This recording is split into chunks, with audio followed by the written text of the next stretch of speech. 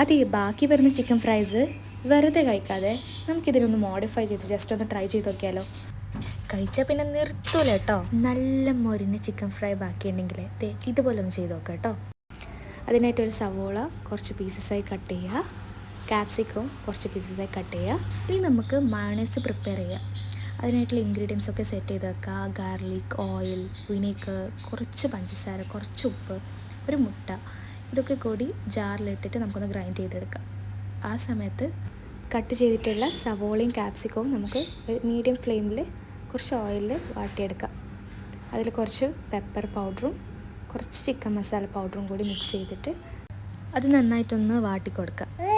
വാടി വന്നതിന് ശേഷം കുറച്ച് ടൊമാറ്റോ സോസും കൂടി ആഡ് ചെയ്തിട്ട് നന്നായി വാട്ടിയെടുക്കാം. കുറച്ച് ഉപ്പും കൂടി ആഡ് ചെയ്യണേ, ഞാൻ ഇടാൻ മറന്നു പോയിട്ടുണ്ടായിരുന്നു.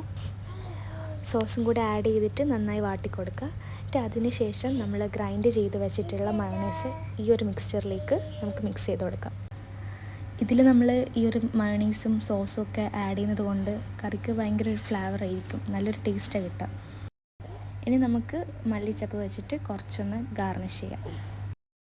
അപ്പോൾ നമ്മുടെ കറി ഇവിടെ സെറ്റായി വന്നിട്ടുണ്ട്. ചിക്കൻ ഫ്രൈസൊക്കെ ബാക്കിയുണ്ടെങ്കിൽ കുറച്ച് ഇൻഗ്രീഡിയൻസ് വെച്ച് നമുക്ക് പെട്ടെന്ന് ഉണ്ടാക്കാൻ പറ്റിയൊരു ഡിഷാണിത്. കുബൂസിനും അതുപോലെ ചപ്പാത്തിക്കൊക്കെ നല്ലൊരു കോമ്പിനേഷൻ ആയിരിക്കും. സോ എല്ലാവരും ഒന്ന് ട്രൈ ചെയ്ത് നോക്കൂ.